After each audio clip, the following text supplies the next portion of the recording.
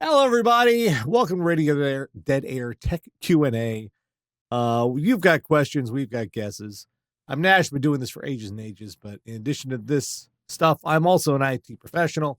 With me, as always, my producer, Mike. He is also an IT dude. If you've got tech questions for us, send those to requests@radio.air.com. We can answer those for you. It's hi, Charlie. You want attention now? You want up? Okay, there he wants attention. Hi, Charlie. So it's been a rough day. I am not entirely feeling better. Because I did something that is incredibly stupid. I don't know how I did it. I pulled my back in my sleep. I fucked up being unconscious.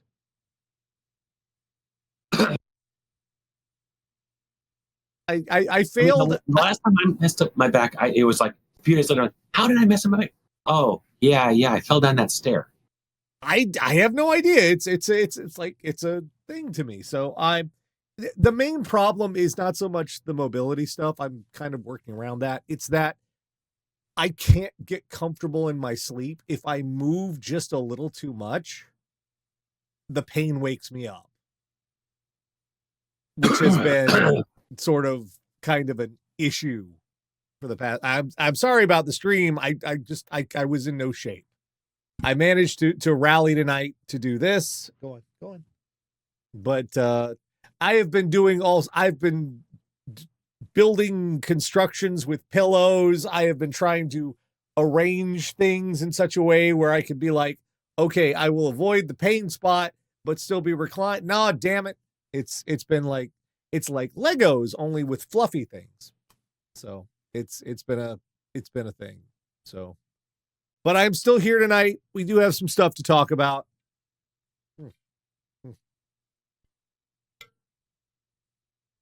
Excuse me, get some water in me.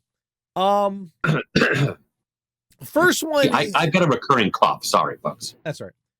The first one is sort of the first story we're covering tonight before we get to your questions. This was sort of a long time coming. We knew this was coming, but it's sort of like, what sort of a category hurricane is it going to be? You know, is it going to be a category 1 or is it going to be a category 5? This is pretty much, in terms of business, international business, this is a category 5. So this week, Kaspersky Labs software, their antivirus software, was basically canned by the U.S. government. Said you can't use it, you can't sell it in the U.S. Yeah, and then followed that up by adding 12 of their C-level executives and senior level executives, but not their CEO. Yeah. To the sanction list. Now, the sanction list is basically the list the U.S. government says these are people who are supporting things. Mm-hmm. Could be governments, could be terror organizations, could be criminal organizations that we don't like. And so when we sanction them, a whole bunch of bad things happen to them, including locking of U.S. bank accounts. They can't come to the U.S. If they came to the U.S., they could be arrested. Oh, yeah. So, all right, a while back, the U.S. government had already said, all right, no government agency can use Kaspersky's antivirus anymore. That was at the start. That wasn't terribly surprising. No. And the reason it wasn't surprising is because most U.S. government agencies already had a deal with someone else saying, this is the antivirus for our agency.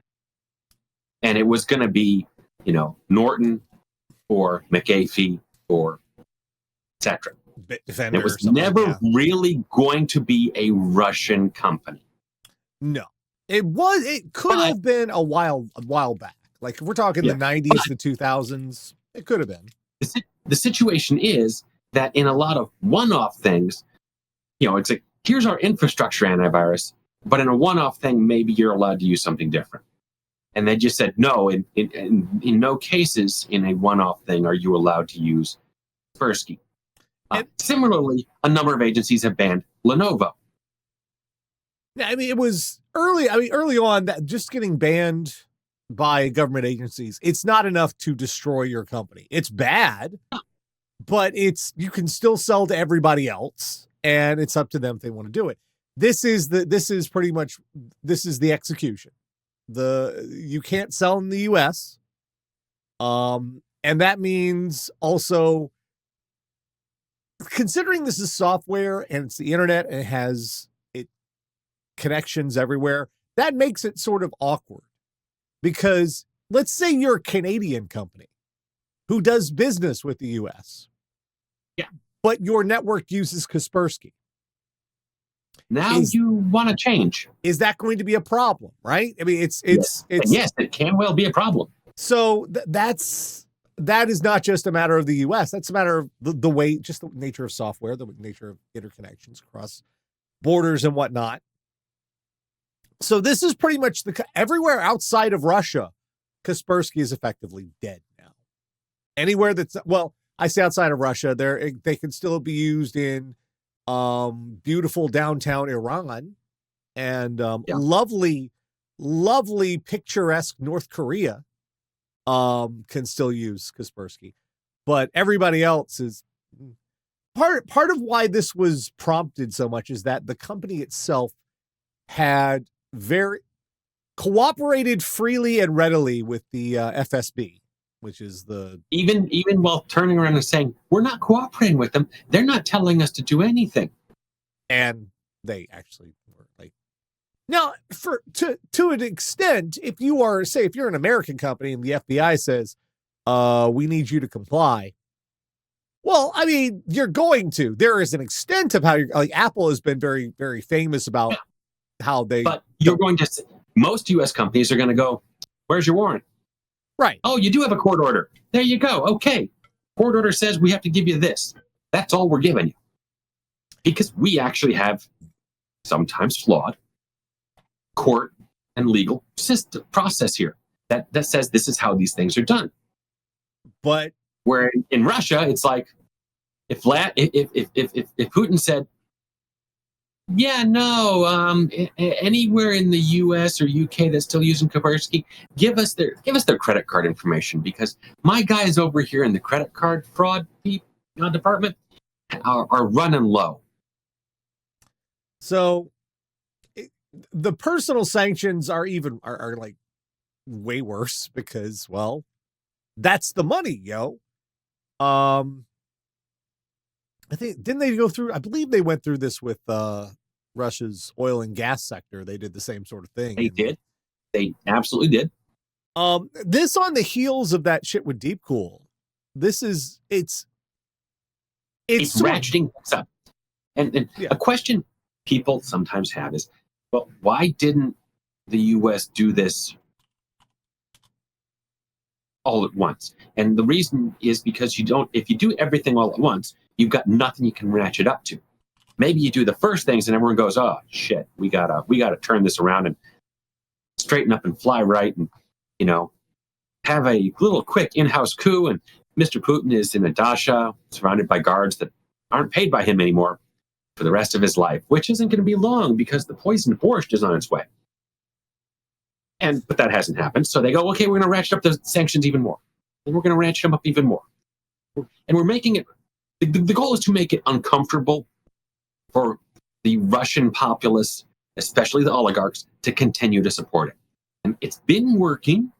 We had a coup attempt a year ago. That plane got shot down. So yeah, it's weird to see it hitting the consumer level of our like, it's been sort of nebulous in the background, that the idea of sanctions, they're being sanctioned, but now it's like really hitting a personal. And the reason it's really going to hurt them is because the Russian currency is a toilet paper on the international market. And so saying, hey, we've locked your U.S. accounts, and maybe we convince the British to lock their British accounts. Suddenly, if we convince the EU to lock their EU accounts, suddenly they're going like, we ain't got any money to pay for our kids' school in the EU anymore. Huh. Well, I mean, that's what I'm talking about, though, is that this is between this and Deep Cool and the other stuff, this is sort of hitting the customer, the consumer, in a way that it hasn't been. I mean, for vacuum tubes, it had sort of been an issue for a while back because, weirdly enough, you may not know this, a huge Russia was percent, the only people who still made them. yeah, a huge percent of the world's vacuum tubes are only made in Russia. And they're like, I mean, even if you're a little familiar with this, you're like, but there are like 10 different brands. Yeah, the funny thing is, those 10 different brands are all owned by one company. It's called Electro-Harmonics, and they have a factory in Russia that still had the tooling to make vacuum tubes. So that was an issue, but this is more a broad one because some people were still using Kaspersky Antivirus for reasons. Deep Cool, their coolers were very good for budget cooling purposes. Now we have U.S. companies who have to deal with this. Like I was watching a follow up on the Deep Cool thing from last week. Gamers Nexus reached out to a couple of their of the people who would know about this, and there's not going to be any fire sales of those things. They have to destroy them. Their inventory. So let's say someone over here has got like 60 heat sinks, coolers for Deep Cool to sell. Those are gone. Those have to be destroyed. They don't get reimbursed for them. The money evaporates. It's gone. Similarly, if you have a device that got a problem, needs to be covered by warranty, too bad. There is no warranty. Yeah. If you are using Kaspersky Internet, if you were in a deal with Kaspersky Internet over here, or antivirus over here, you're screwed. Your deal done. Yeah, your deal. Yeah, this is a new. Now, contractually, it's a get out of jail free. If you were to actually looking, we got a 2-year deal with Kaspersky left, and we want out of it, and then you saw this news, you're like, hey, we're out of it. Fantastic. Now, I don't know if Gamers Nexus didn't mention if there's going to be any tax write-offs. I think there might be because that's lost inventory and destroyed. Yeah, there almost certainly would be. Yeah, but they're being serious about this shit, and considering that they're still taking these very public actions, this might not be the last of things that will affect consumer and electronics on. Who the hell knows what's going to be next? But we'll just have to keep watching and see. Next up. Oh, Alexa. So you know that thing you don't pay for now? Yeah. Well, that I've never had. Yeah. Amazon thinks you're going to pay for it now. Amazon and they think you're going to pay for it because they're adding generative AI to it. Yeah. Alexa I mean, given the state of the art, I don't see people paying for this at hang on, $5 a month. I mean, not even $5 a month. If I'd had one of these and I was using it and I liked it, and they said, oh, yeah, we're going to charge you for that now, I'd be like, oh, yeah, where's the nearest tech landfill that I can turn this in at? Yeah, so for years, Alexa has been a notorious money sink. It makes no money for Amazon. They have lost money on Alexa ever since they released it. The idea with Alexa, when they first released it, they thought, we can get people to order things with Alexa and they'll spend more money. And this, of course, wasn't the case. No. For a number of reasons. And I think the primary reason that it didn't work that way is because unless someone is ordering something that they have ordered literally 100 times before, right, they might actually want to look at what they're ordering. Like if I were reordering dog food, assuming I had a dog, right, I could say, Alexa, reorder dog food. And by the way, if any of you have one, you may have just reordered dog food. I'm sorry.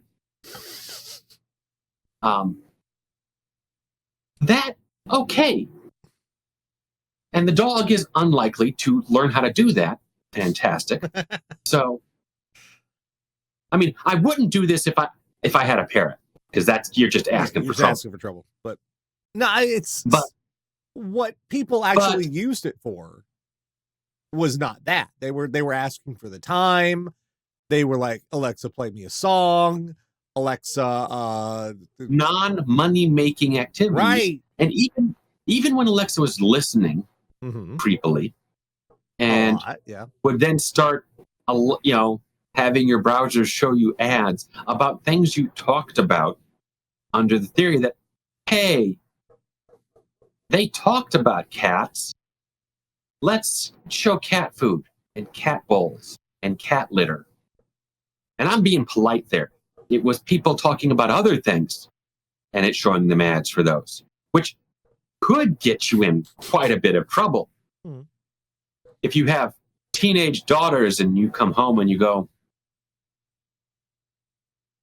why is Alexa showing me why am I getting ads for condoms all of a sudden? That boy has been over here again, hasn't he? Son, it's the idea that they are going to somehow add generative AI to it and somehow yada yada money. I don't understand. It's very South Park Underpants Gnomes, where step 2, we don't know what it is, but step 3 is profit. Alexa has failed to make money. Siri, I'm not entirely sure about. I do know Cortana and Google Assistant as well they are money losers. They don't make money. But they weren't put up by a company that is specifically a storefront for goods. True. I mean, at least for Siri, Google Assistant, Cortana, they were part of an operating system. They were ostensibly, the idea was they were part of the user interface. And they were just there to assist you in useful ways and sometimes misinterpret what you said. But they also... Let me correct that. Often misinterpret what you said. But they're also they were all money losers. All of them. Yeah. None of them made any extra money for Microsoft or Apple or Google. And but if you look at things, a lot of apps that you consider part of your system, your phone or your computer, aren't there to make money. They're there to be a feature that was included because that's why you bought the computer or the phone. Like the camera app, the Photos app is not there to make money. It's there because if you didn't have one, it would quickly show up in the reviews and people would go, what, it doesn't even come preloaded with a camera? You've got to download a camera app and a phone app? But the development of the camera app is a lot. I'm going to go out on a limb and say the camera app development group cost them a lot less money than the Siri development group. And I would tend to agree. I'm just saying it's in a similar nature. There's a lot of apps out there that just don't make any money, but they're there for feature enhancement. Item enhancement. It was supposed to make money and enhance the item, and it really did neither. But once you've developed some apps, it's just iterative at that point. You're just adding what you're just with Siri, it's a constantly growing database that has to be connected to, that has to learn. It has to have phones home. There's a whole lot of crap involved in that. Like the camera app does not have to constantly talk to the internet. And even the part of the camera app that does talk to the internet, which is Photos. This is just side note here. This is one of those horrible ways that companies make extra money off of you.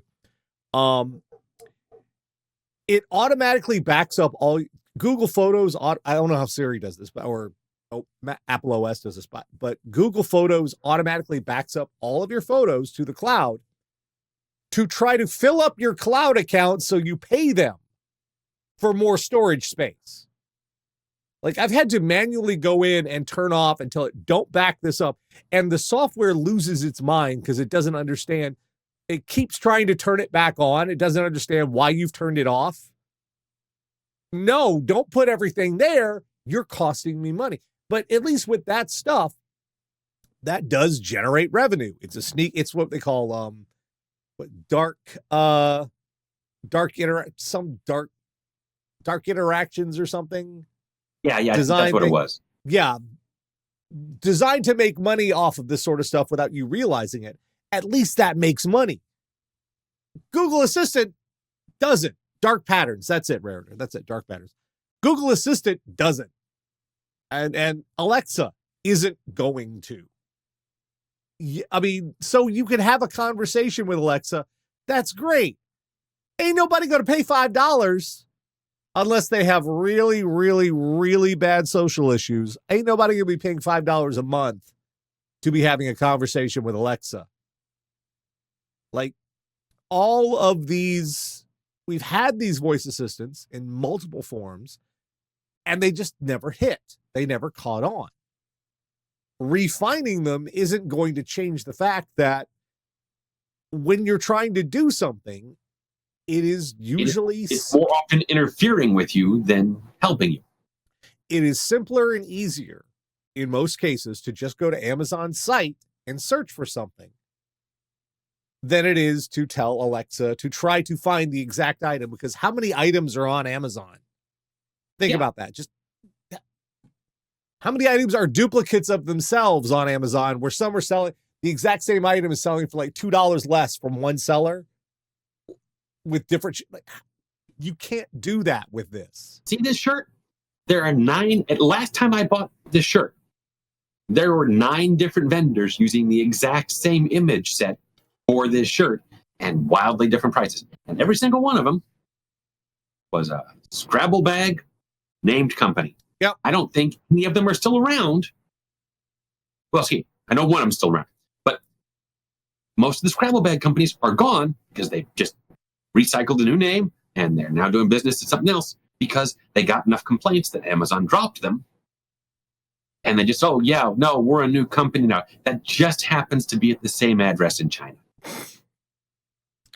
So when it comes down to this is not going to somehow miraculously, this whole thing about AI, we put AI in everything and it's going to work, and it's not going to work. And sometimes everyone expected some sort of Star Trek level voice assistant, and that we are not there.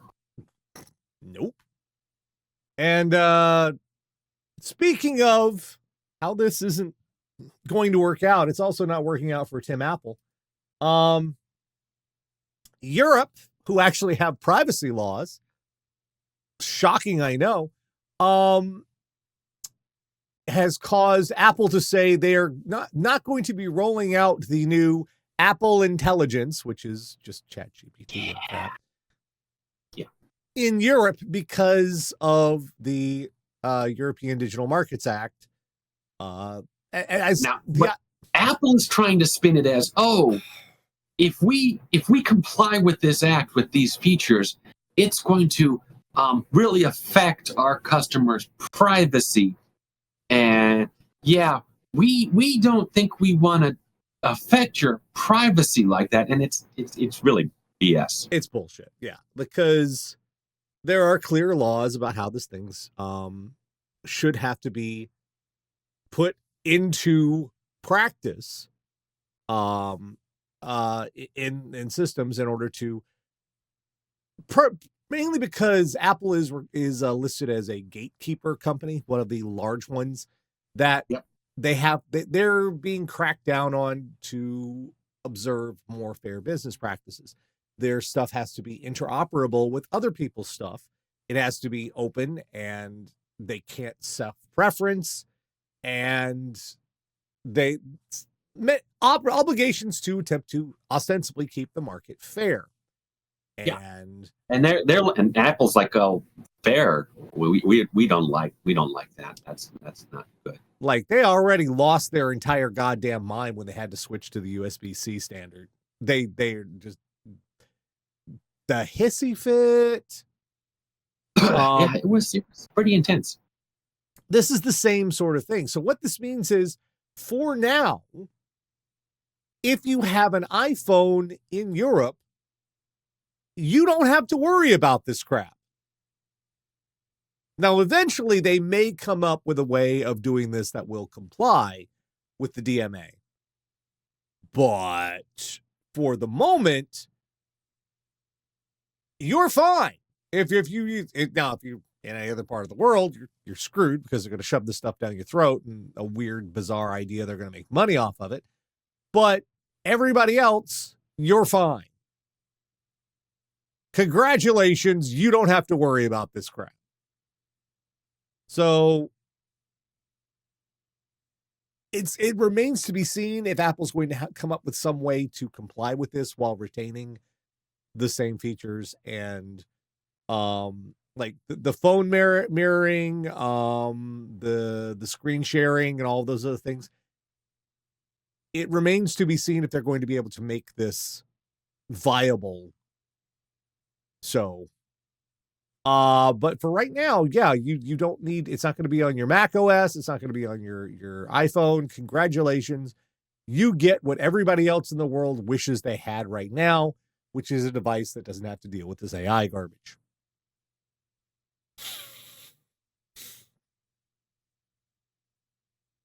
God, I wish it'd be so nice if we could have that everywhere else. By the way, just a random piece of news. This week is the 5-year anniversary of just lost his name. Hang on a second. 5-year anniversary that Prenda Law's Paul Hansmeier was sentenced to years in prison for his copyright scams. Oh, was that the Prenda Law? Yeah. Yeah. 14 years in prison and told her to pay 1.5 million. I remember that shithead. Yeah. The whole BitTorrent thing. Yeah, that guy with the porn and yeah, that guy. All right. Time to get your questions. If you have some, we still have time. You send those into request@radio.air.com. Let's see who we've got so far. This one's from Zen. She writes in with, hey, Nash and Mike and Floop in your house, especially Grady. Sorry I'm going to watch live of late, but I am up to date on YouTube. Have a bit of an issue I thought I'd run by you. Been trying to get back into streaming, but have a huge setback. Encoding overload. I use OBS on the latest settings, and whenever I try to stream with my rig, I get encoding overload. It's an HP 250G8 notebook laptop. I've attached a picture with detailed specs. Not all of the specs. Okay, that's fine. It's fine. I don't have money for a new PC that's desktop, and unless I get this new job, I won't have money even for a laptop. At this point, I'm hoping for a non-upgrade solution to this. So OBS is running Game Capture Elgato HD for game, base rig for my VTuber rig, and not much else. It's not a hyper-intensive game. Does it with multiverses, Fate, Stay Night, etc. Added a screenshot, set up as well as the current settings. All right.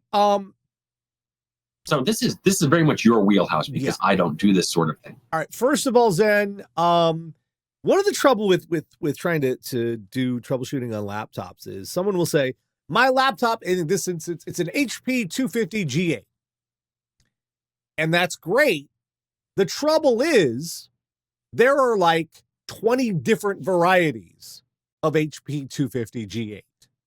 Even though they all have the same name on them, some of them have different processors, different amounts of RAM, different. In this case, they do give us the processor, which is an i5 1135 G7. But what are we missing here, Mike? We got RAM. We got clock speed. Okay. What are we missing? GPU. Does it have an integrated GPU or is it using a dedicated one? It's not listed here. If this was, and this kind of matters for OBS. If you're using a laptop to try to stream, having an NVIDIA GPU means you have access to the NVENC encoder. The NVENC encoder is a way of running encoding through the graphics card in a more efficient and better way that it shows up better, it looks better, and all that sort of stuff. We don't know, and that's the problem. You say my laptop's an HP 250G8. It could have an integrated NVIDIA card, or maybe it doesn't. But they're all HP 250G8s, all of them. Even if they have different hardware inside, they're all considered the same model. Sort of like the way,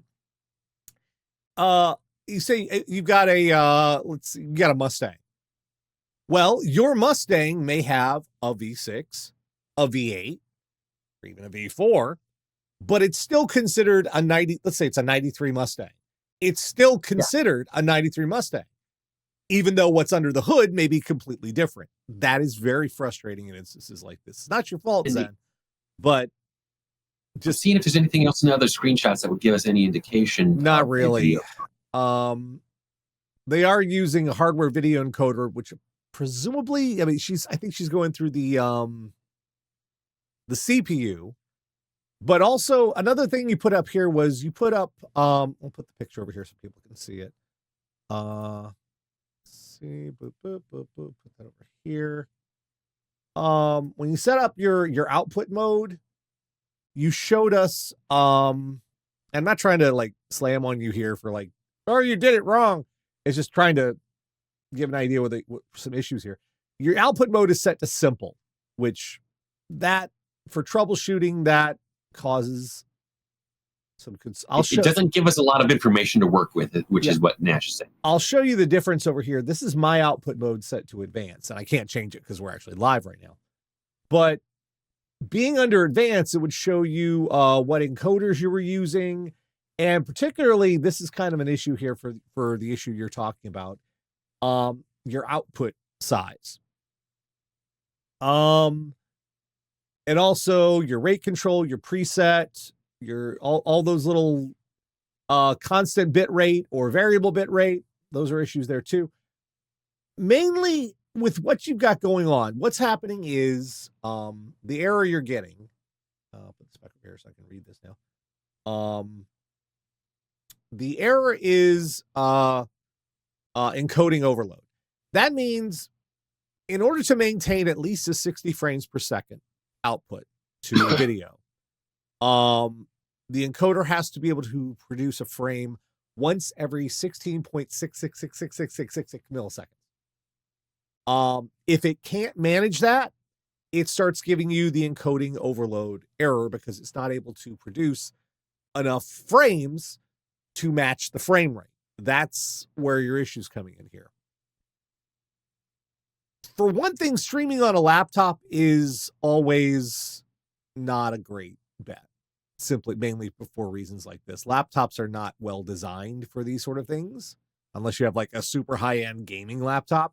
This is an 11th Gen i5. Not a terrible CPU, but it is a mid-range, middle-of-the-road CPU. And it's also a mobile version of it. 1135 G7. Let me look at how many cores that actually has. 1135 G7. Look in the Intel Arc and see how many cores do we have on this. I did have one question while you're looking that up. It's a quad-core CPU. Yeah.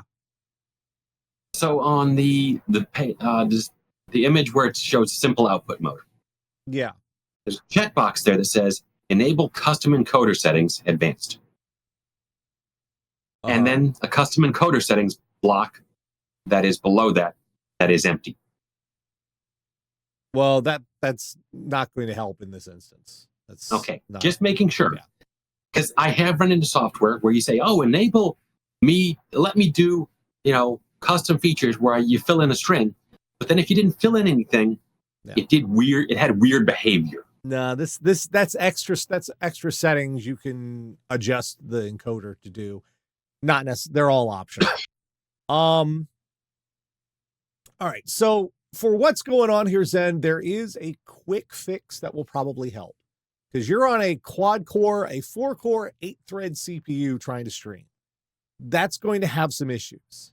At least in the modern era with this sort of stuff.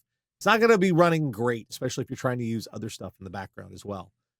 A way to help mitigate this so you won't have to actually upgrade your laptop is reduce either the frame rate or your output resolution. If you bring the frame rate down to 30 frames per second from 60 frames per second, that will instantly have the amount of work that the computer has to do, and it will still look fairly good. In fact, a lot of people won't be able to see the difference, but it'll still look just fine. You'll still be streaming your game and whatnot at 30 frames per second as opposed to 60. It just might not be quite as smooth. The other option is to take it down from, I'm going to assume yours is defaulted to 1080p. Take the output down to 720p. That means that's what, it's not half, it's a quarter of the pixels or half the pixels. I always forget with changing the resolution. I think it's half, quarter, but I get half. Okay. I forget. Well, anyway, it reduces the pixel amount that has to be processed per frame considerably. And you'll still 720 versus 1080. You'll have to decide whether the resolution difference makes a difference to you. This is what, just pretty much turn down your settings for now. And when you do try to actually get a rig, a desktop is not going to be more expensive than a laptop. I'll tell you that right now. In fact, trying to get a laptop for streaming as opposed to a desktop will be more expensive. It'll actually be cheaper for you to, say, get an AM5 system with a 7600, or maybe even an AM4 system. Well, if you're really pressed for cash. That will be a better performance for streaming than a laptop ever will be. Specifically for this reason, this is called an i5 processor on this laptop. And an i5, typically on a desktop, modern i5s are at least a 6-core, or at least they until they did the performance cores and changed everything around. But it used to be 6 cores, 12 threads. And I think it's like 10 core with 6 cores, real cores, and then 4 economy core, performance cores, economy cores. Regardless, desktop CPUs are always better than their equivalent laptop versions, because the laptop versions, they are cut down in terms of speed, in terms of power they're able to use, in terms of number of cores. It's not going to be the same thing. It's not an apples to apples. So whatever, if you're going to be streaming, you need a desktop. You absolutely need a desktop for streaming. You can do it on a laptop, but it's way more expensive to get the same performance as you would on a desktop system. But for right now, your best solution is either to turn the frame rate down to 30 and turn your output down to 720p. That will make the main amount of difference for the encoding settings, because then it won't be having to encode as much. It should help. Should. If it doesn't, write us back. We'll see what else we can come up for that. But when you do, try and tell us what GPU is in your system, and switch, when you give us the screenshot of the output mode, switch it from simple to advanced, so I can have a look at what your encoder's doing and all this stuff here. All right, let's see. Next question. Is that, I can't change the shot because that's open. So there we go. Next question. Okay. Hey, Nash and Mike, do you know how to remove this AI stuff from Windows 11?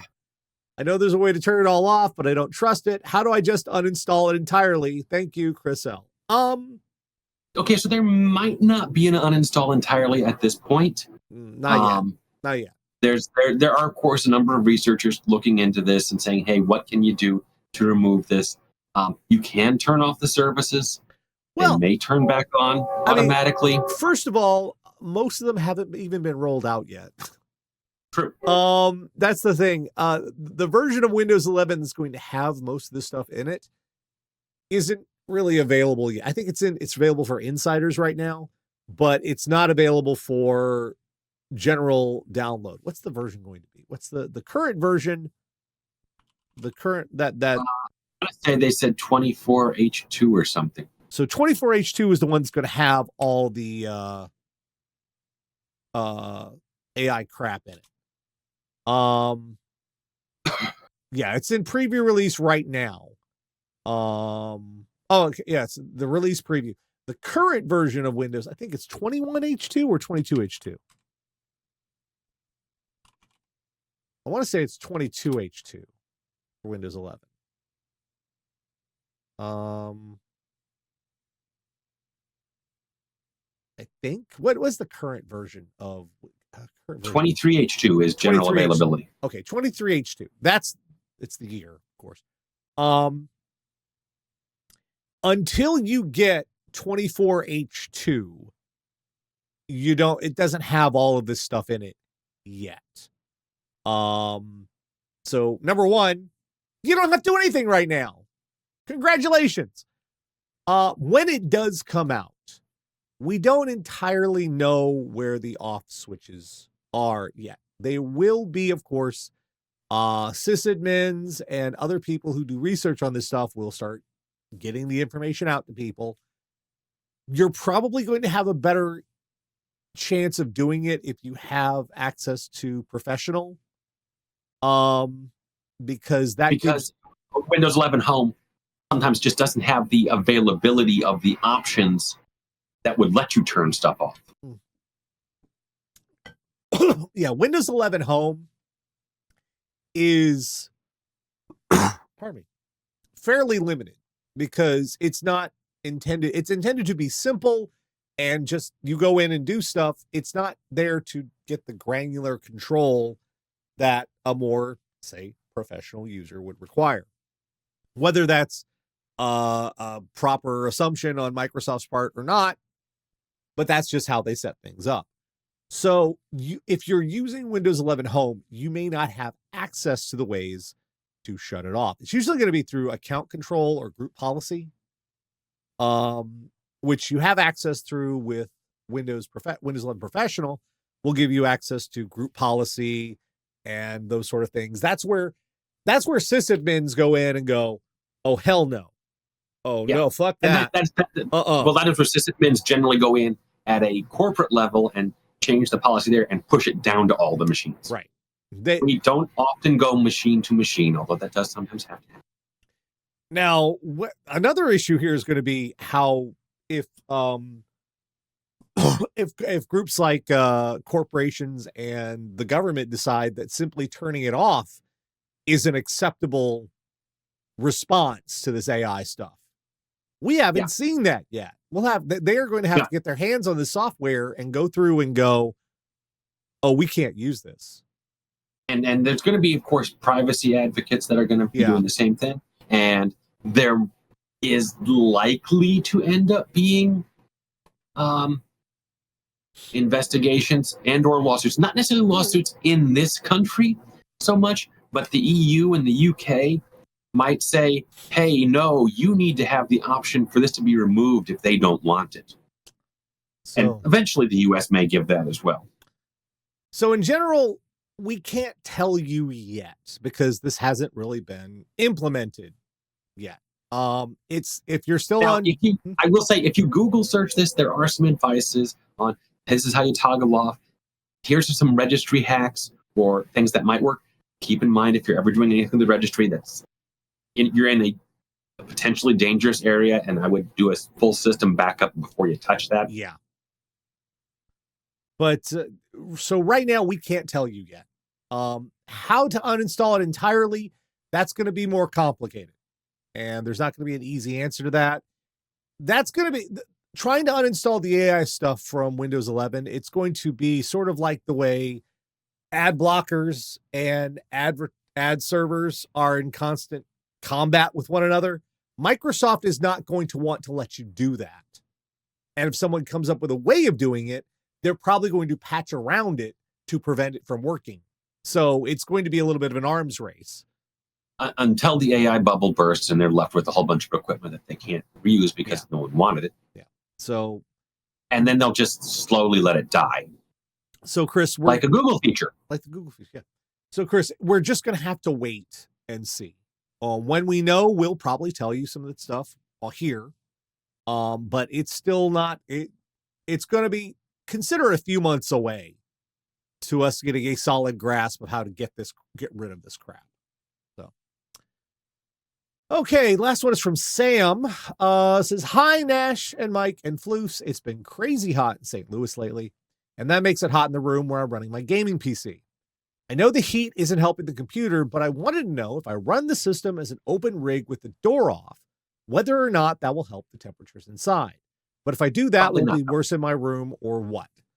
Okay, so probably won't help the temperatures inside any, because the airflow will, well, the airflow, I say they design the cases and fan placement and such so that it'll be more efficient. But of course, that depends on the user or the manufacturer putting it together properly, etc. It won't really make much of a difference. Yeah, some computer manufacturers design the systems so that they intend the system to stay closed. That allows for the best airflow through the unit. And some computer manufacturers just go, fuck it, jam some fans in there and hope for the best. Right. Dell. I was going to say HP, but you know. HP does that too. Yeah, just sort of squeeze. What size fan can we put in there? 92 millimeter? Fine. 80 millimeter? Sure. Whatever we can cram in there. Maybe make it just sound like air is going through there, I guess. I don't know. So that's going to depend. As to whether it's going to make the temperature in your room worse, not really. It's still a heat source. It's still radiating, whatever it is. It's not going to get any worse or better noticeably by leaving the door on or off the side of your computer. Yeah, whether it's going to actually help the system is entirely dependent on that case design. You don't let us know what that is. Good cases, it's better to keep them closed. Bad cases, it's better to open them up. The only way you can really... I'm going to say it might be better than open. You might not notice any change. Might be. The best way to do it, of course, is to open it up and then use some sort of software to monitor your temperatures, like what is it? Hardware. Yeah, hardware info. Yeah, hardware info 64 is a free program you can use to monitor all the sensors in your computer, including your temperature and fan speed sensors. Simply the best way, download that and install it, and use it to monitor the temperatures. See if the temperatures improve with the side panel off. If they don't, or if they get worse, put the side panel back on. There are some people who have taken, some people go to great lengths to be like they'll take like a 12-inch fan or something and just put it to the side of the case and leave it there, like an oscillating fan, and just blow it right into the computer, which will, in theory, work. It's going to be louder and it's going to take up more power. Yeah. I knew one guy who basically ran a mini AC duct, not AC unit, but the duct out the window, so the heat wasn't staying in the room from the computer. Helped a little bit because it's not then pulling in warmer air. Yeah. So it's not removing your side panel is not going to be make a huge difference if you're in contained space. The cooling reaches a saturation point, and there's little else it can do at that point. It's a delta that's based on the ambient temperature, and the ambient temperature of the room makes it's part of why trying to do a temperature comparison and reviews on a lot of these things is difficult, and they have to have control situations to do it in, because everybody's ambient temperature is different. Everybody's humidity is different. Air pressure matters. At higher elevations, it makes a difference. It's weird, but it does. Mainly because so many of these things use heat pipes, and there are liquid involved, even when it doesn't look like there's liquid involved, vapor chambers, all that crap. It's hard to do proper reviews of these things and get an idea of temperature absolutes because of the ambient temperature where the computer is being ran. Honestly, if the temperature, you don't give us a temperature of what, hold on, just briefly before I answer this. we have this little shit has decided to stop by. Go fuck yourself. I'm going to assume that's a raccoon then. Go away. Go away. Nobody likes you. Go away. Get your big butt out of my camera. Go away. So Nash, I recognize that your time and money is short. May I suggest a new project for the Farwell porch? What?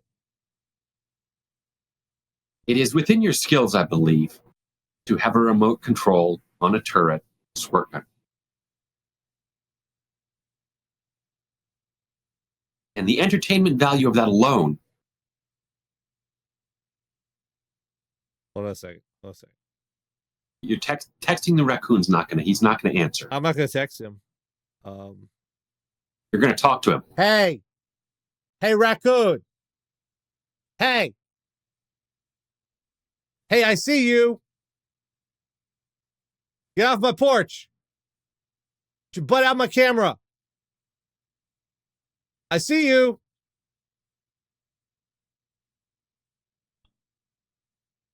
I don't. He just ran the fuck off. Oh, he did? Okay. Yeah, he the camera did. hasn't updated. He ran the fuck away. Hello, Garfield. And he's like, Aw. is that other guy gone? Hey, Garfield, how you doing, buddy? Garfield, come to see me. I'll have to go pay attention to him now. Sorry, buddy. I didn't mean. Yes, I have the option to tell them to fuck off. Oh, he's confused now. I'm gonna have to go spend time with him in a second. All right.